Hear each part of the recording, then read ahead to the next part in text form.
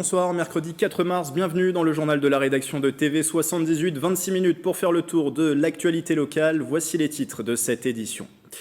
L'écologie au cœur des programmes des candidats aux élections municipales. Parmi les propositions, celle de construire des écoquartiers dans les villes. Il s'agit d'un label accordé par l'État. Qu'est-ce qu'un écoquartier? Comment est attribuée cette dénomination? Élément de réponse à suivre. Et J-11 avant le premier tour du scrutin. Comme chaque soir dans le journal, l'actualité de la campagne. Présentation des listes en lice à Guyancourt. Nous suivrons Anne-Claire Frémont en opération de tractage au Clé-sous-Bois. Et puis invité Jean-Louis Mettelet, candidat du Rassemblement National à Plaisir. Et puis le Paris-Nice bien maintenu après, malgré l'épidémie de coronavirus, la course cycliste s'élance dimanche depuis Plaisir. C'est la 11e année consécutive que la compétition part des Yvelines. Le programme des films à l'affiche également à retrouver à l'espace Philippe Noiret, c'est au Clé-sous-Bois.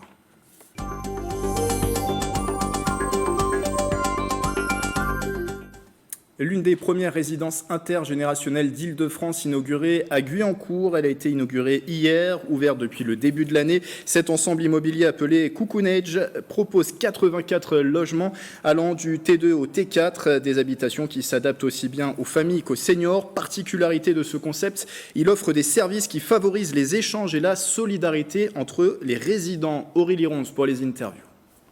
Dans toutes ces résidences, on trouve une maison des projets, c'est-à-dire un local participatif dans lequel des gens vont partager, échanger, créer des activités, des ateliers.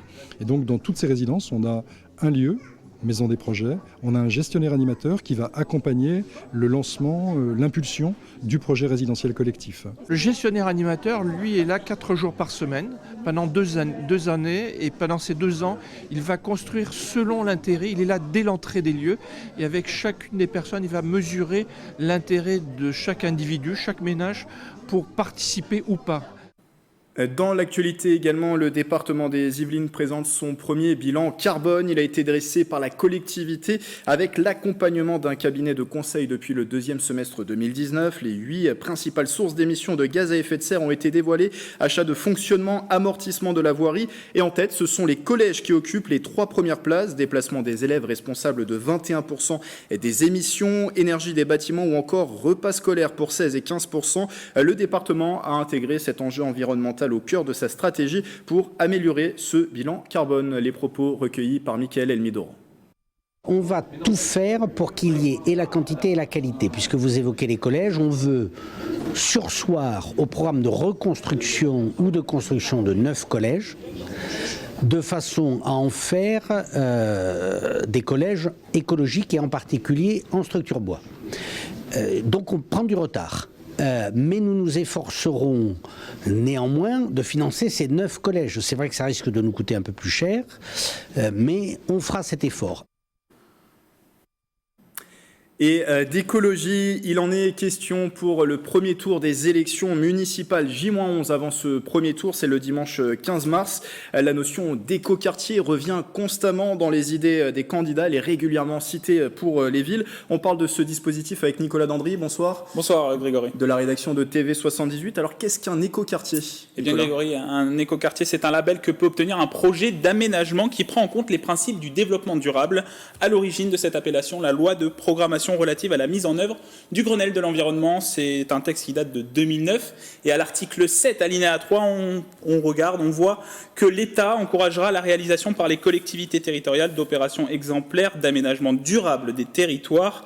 Il mettra en œuvre un plan d'action pour inciter les collectivités territoriales à réaliser des écoquartiers avant 2012 en fournissant à ces collectivités des référentiels et une assistance technique pour la conception et la réalisation des projets. Concrètement, si on regarde dans le détail, qu'est-ce qu'il y a derrière ce label? Le label écoquartier est basé sur 4 dimensions. On retrouve les 3 piliers du développement durable qui sont le cadre de vie et l'usage pour le social, le développement territorial pour l'aspect économique et l'environnement et climat pour l'écologie. Dernière dimension, la démarche et processus pour la gouvernance du projet. Alors ces dimensions sont déclinées en 20 engagements. Par exemple, on retrouve formaliser et mettre en œuvre un processus participatif avec les citoyens, mettre en œuvre les conditions du vivre ensemble, contribuer à un développement économique local équilibré et solidaire, ou encore favoriser les moyens de déplacement collectifs et alternatifs. Comment fonctionne cette labellisation, Nicolas? Seules les communes et les intercommunalités peuvent lancer la demande du label pour un projet d'aménagement d'un quartier. Différentes étapes pour cette labellisation. Le label étape 1, c'est la signature de la charte écoquartier. quartier. L'étape 2 correspond au lancement du chantier, l'étape 3, la livraison du projet, et l'étape 4 peut se faire 3 ans après l'étape 3 pour tester et évaluer la vie dans l'écoquartier. Et pour terminer, quels sont les exemples d'écoquartiers dans les Yvelines ? Eh bien, au total, 18 projets sont labellisés ou encore en cours de labellisation. Regardez ces quelques exemples dans le département. Unique projet classé en étape 4 à l'heure actuelle, c'est le projet des Molières aux Mureaux. Une candidature vient d'être déposée pour le projet du secteur peintre-médecin du Val-Fouré à Mantes-la-Jolie. En étape 3, aménagement déjà livré, on retrouve le quartier du Bel-Air à Saint-Germain-en-Laye. En cours de chantier labellisé étape 2, 2 projets à Chanteloup-les-Vignes, le quartier Rouget de Lille à Poissy ou encore la Zac-Renard de Saint-Cyr-l'École. Enfin, plusieurs projets d'aménagement ont ou vont obtenir le label 1, Morpas, le Valibou à Plaisir, le quartier de la Remise à Voisin, le Bretonneux, et on retrouve même des communes rurales comme le Perret en Yvelines ou encore Sonchamp. Merci Nicolas de nous aider à y voir plus clair. Direction à présent Guyancourt pour la suite de l'actualité de la campagne des élections municipales. 4 candidats vont s'opposer dans la ville pour ces élections. Grégory Pape, François Morton, Olivier Paréja et Rodolphe Barry. Présentation avec Mickaël Elmidoro. À Guyancourt, ville de 29 065 habitants, 4 candidats s'opposent. Grégory Pape, tête de liste de Nouvel Élan à Guyancourt, ce pharmacien de profession habite la commune depuis 2012. Il est également représentant d'élèves. L'homme politique se lance dans sa première campagne lors de ces municipales 2020. Nous sommes lancés il y a 1 an. Nous avons commencé un travail de terrain, aller à la rencontre des habitants de Guyancourt avec un premier questionnaire. Suite à ce premier questionnaire, nous avons identifié les grands thèmes qui interrogent les Guyancourtois. Sur ces grands thèmes, nous avons construit des ateliers participatifs. Nous en avons fait la synthèse pour rédiger notre programme. Deuxième liste, Ensemble agissons pour Guyancourt, menée par Rodolphe Barry. L'homme politique de 58 ans a notamment été scolarisé au collège Paul-Éluard. Il a été maire adjoint à Voisin-le-Bretonneux de 2008 à 2014 et conseiller communautaire. Le début de l'histoire, en fait, c'est un certain nombre d'amis guyancourtois avec qui j'ai échangé. Et fort de mon expérience, ils m'ont dit, écoute, tu as le profil pour être tête de liste. Est-ce que tu ne voudrais pas être notre tête de liste pour monter un projet sur Guyancourt? Donc voilà, ça s'est fait aussi simplement que ça. Donc je mets à profit mon expérience d'ancien élu, d'ancien maire adjoint, d'ancien conseiller communautaire au profit des Guyancourtois. Troisième liste, Décidons ensemble à Guyancourt, une liste participative menée par Olivier Paréja, un ingénieur de 54 ans qui habite le quartier du village. Cet homme politique à la sensibilité écologique vit à Guyancourt depuis 2008. C'est ce qu'on m'a confié, d'être tête de liste. En fait, pour nous, ça veut surtout dire porte-parole d'un collectif. Donc ça veut dire que ce n'est pas nécessairement celui ou celle qui va tout décider, mais plutôt quelqu'un qui est mis en avant parce que le fonctionnement actuel d'une liste ou d'une municipalité est comme ça. Mais ce n'est pas notre fonctionnement naturel. Nous, on voudrait faire quelque chose de beaucoup plus collectif, où tout le monde peut participer. Quatrième et dernière liste, Guyancourt pour tous 2020, une liste menée par le maire sortant de la commune François Morton.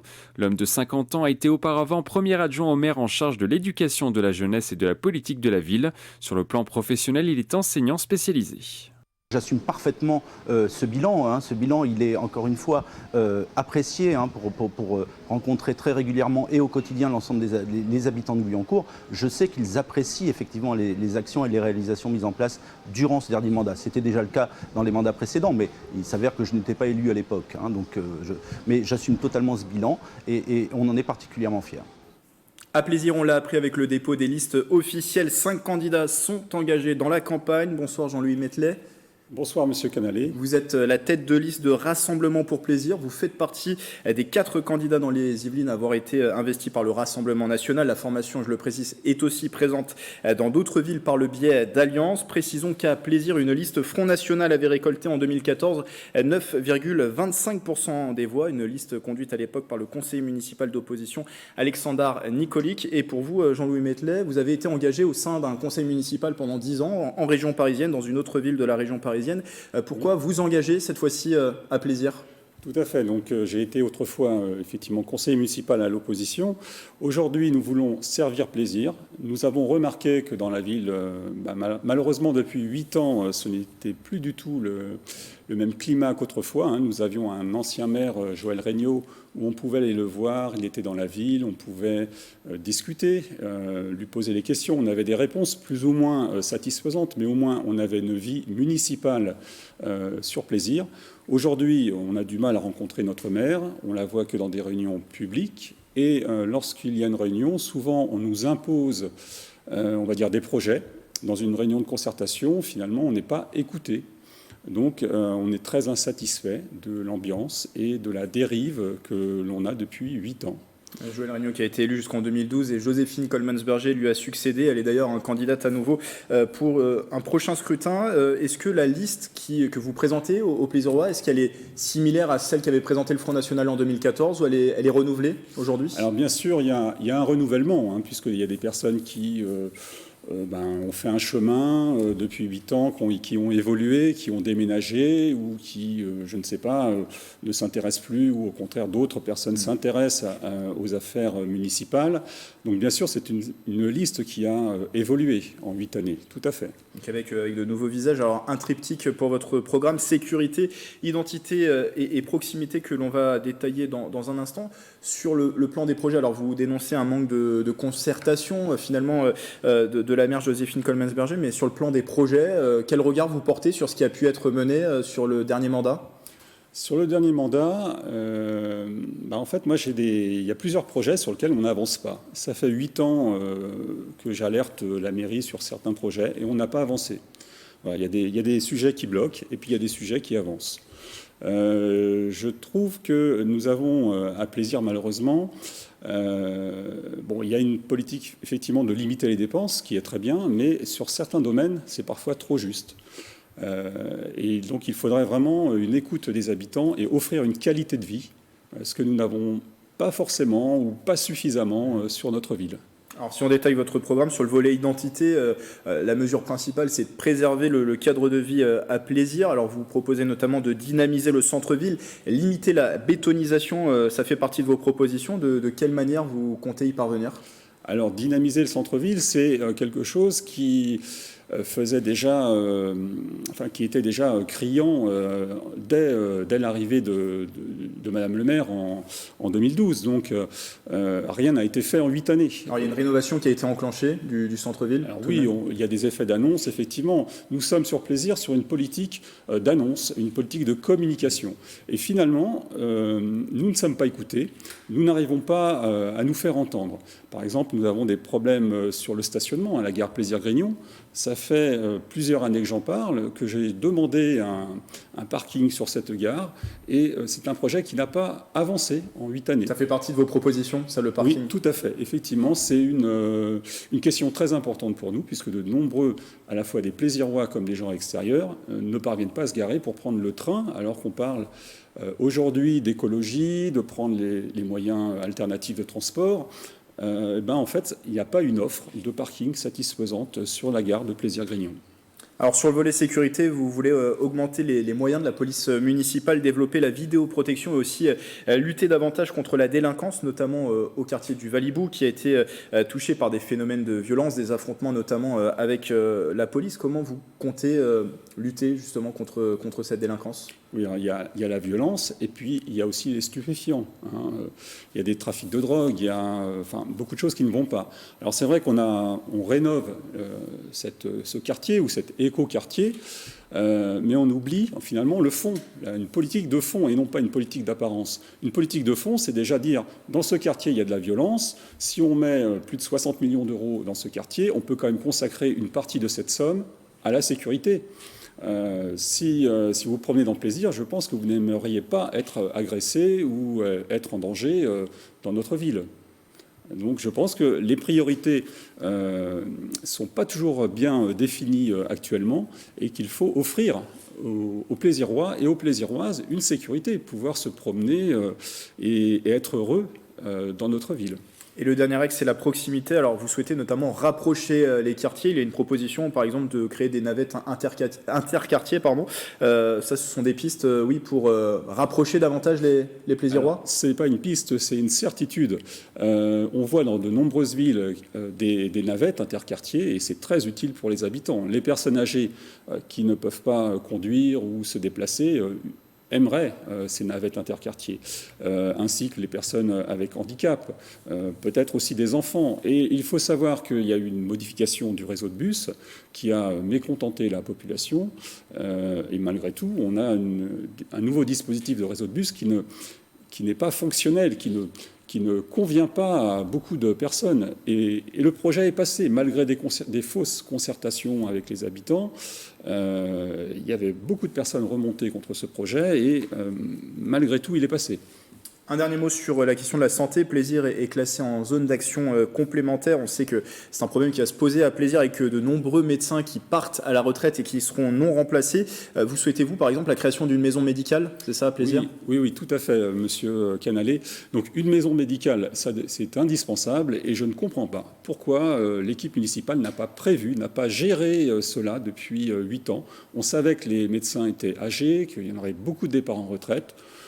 Voilà, on a vu venir, on a laissé faire et il ne s'est rien passé. Je ne comprends pas. Et après, on nous sert de la communication, de la publicité pour nous dire que la ville est très active. Or, là, on voit une grande carence, un grand défaut de l'équipe municipale. Donc nous voulons vraiment changer les choses à Plaisir. En conclusion, on pourrait dire que nous, ce qu'on veut, ce n'est pas une politique spectacle, pas une politique de communication. On veut vraiment répondre aux attentes des habitants et leur offrir une qualité de vie. Et on retrouve votre agenda de campagne comme celui des autres candidats sur le site internet de tv78.com. Merci Jean-Louis Mettelet d'être venu en plateau. Je rappelle que vous êtes la tête de liste de Rassemblement pour Plaisir, une liste investie par le Rassemblement national et sont également en lice pour le poste de maire à Plaisir l'édile sortante Joséphine Colmans-Berger, l'ancien adjoint aux finances Patrick Ginter et les conseillers municipaux d'opposition Annie-Joël Priou-Azni ainsi que Jamel Niati. Dans la ville voisine, au Claye-sous-Bois, 5 candidats également. Anne-Claire Frémont, tête de liste Les Claye-sous-Bois, c'est vous, s'est rendue au marché de la commune le week-end dernier. Elle a remis son programme aux habitants. Manon Varaldo. Bonjour madame. C'est dans ce lieu local, au marché des Claye-sous-Bois, que la candidate Anne-Claire Frémont, sapeur-pompier de métier, va à la rencontre des habitants. Est-ce que vous avez eu notre programme? Oui. Bon, vous avez des questions Le développement du commerce de la ville et sa vie économique sont des enjeux importants pour la liste Les Claye-sous-Bois, c'est vous, notamment pour cette ancienne vice-présidente de l'association des commerçants de la ville. En tout premier lieu, il faudrait engager un manager de commerce local qui travaillerait en concertation avec les commerçants de la ville et les élus. Permettrait de redynamiser la ville grâce à des animations, grâce à une diversité de commerces locaux un peu plus présente et puis travailler vraiment en concertation dans le cadre de la mise en place d'une nouvelle association des commerçants éventuellement. Et je pense que les animations, faire venir éventuellement une brasserie, un pub ou un commerce de bouche serait un véritable atout pour la commune. Parmi les autres propositions du programme, un projet, le Tutti Passeur d'art. Ça donne possibilité à une tranche d'âge d'enfants pendant 3 ans d'avoir un instrument de musique gratuitement et des cours de musique gratuitement sur le temps scolaire et périscolaire et qui permet de monter un orchestre municipal en partenariat avec les associations, puisque en parallèle nous souhaitons de cet orchestre municipal en faire un orchestre intergénérationnel. Et si vous avez des questions, n'hésitez pas, on est tous les dimanches, tous les jeudis au marché, il y a des réunions publiques. La prochaine réunion publique est organisée à 10h30, samedi 7 mars, à l'école Henri Proulx. Et pour refermer cette page dédiée au municipal, ce soir sur TV78 et Radio Sensation, nouveau débat entre les candidats. Émission consacrée aujourd'hui au scrutin à Saint-Germain-en-Laye. C'est à 20h sur notre chaîne ou sur la fréquence 98.4 FM pour nos confrères de Sensation Yvelines.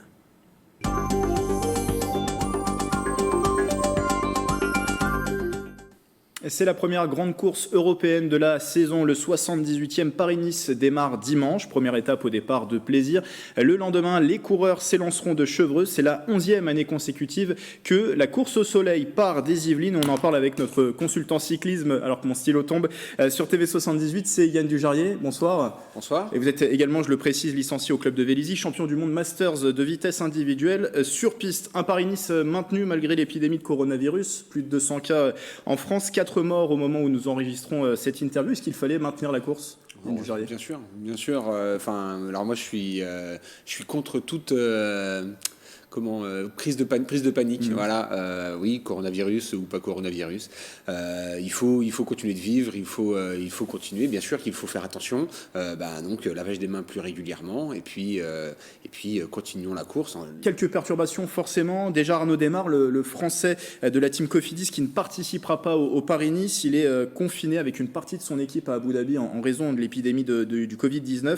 Arnaud Démare, on le rappelle, qui avait gagné la première étape en 2017 à Bois d'Arcy, celle de 2018 aussi au départ de Château. On peut s'attendre quand même à quelques perturbations sur cette course. Mais comme tout événement, alors Arnaud Démare c'est FDJ et pas Cofidis. C'est pas Cofidis. Ou alors j'ai raté quelque chose dans le mercato.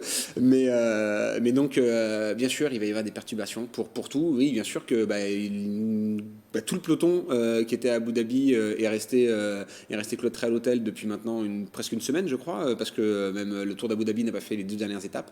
Elles ont été annulées. Donc voilà, c'est du cas par cas. Il faut faire les examens et puis à partir de là, si on est sûr qu'on est tranquille, on pourra se déplacer. C'est aussi un Paris-Nice endeuillé avec la mort, on l'a appris hier, de Nicolas Portal, directeur sportif de la team Ineos, ex-Sky, décédé à 40 ans d'une crise cardiaque. Il avait dû arrêter sa carrière cycliste en 2009 à cause d'une arythmie cardiaque. Un coureur qui était l'archétype, on peut le dire, du coéquipier prêt à se sacrifier pour le team leader. Un très bon coéquipier, tout à fait, et surtout un directeur sportif qui je trouvais très très bon en communication.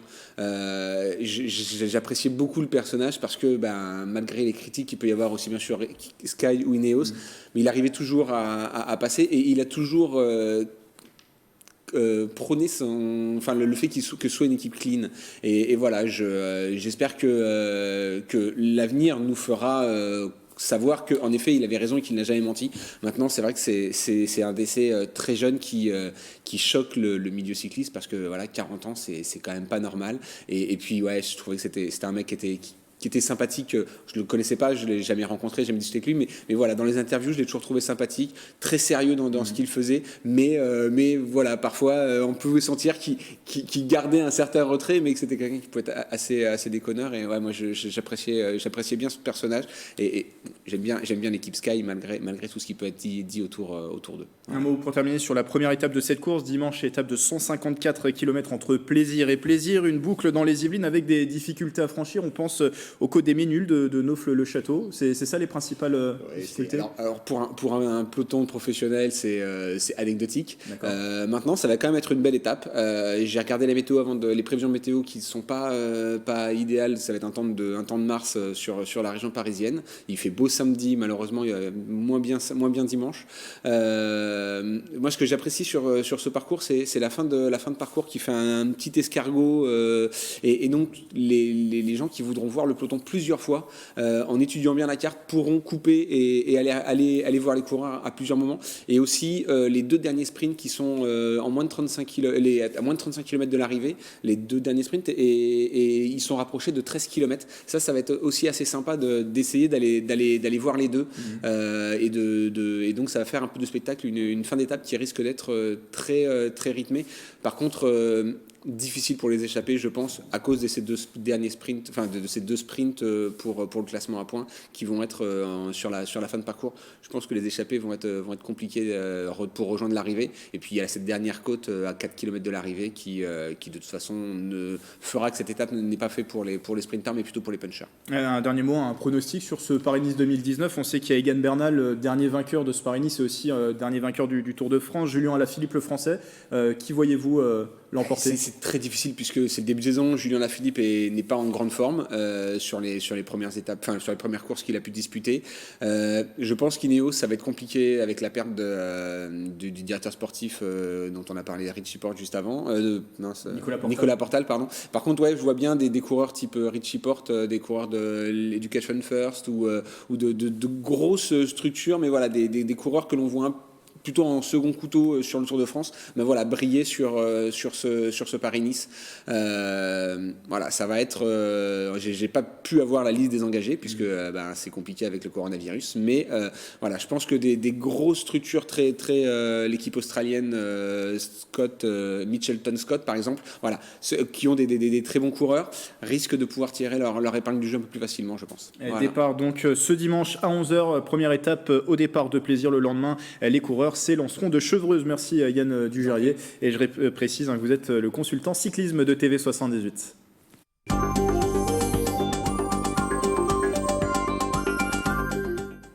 Allez, pour terminer, le programme des films à l'affiche à l'espace Philippe Noiret d'Éclès-sous-Bois. C'est au micro de Patrick Jacques de Dixmude.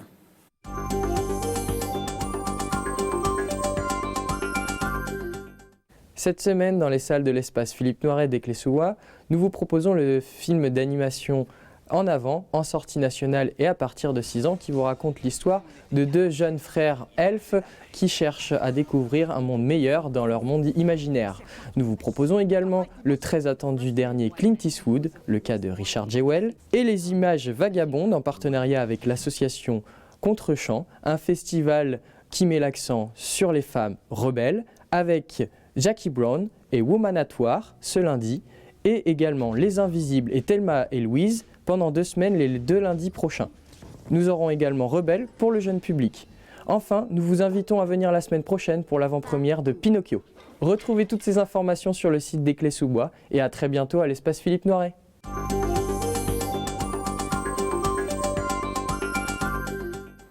À la fin de ce journal, belle soirée sur TV78.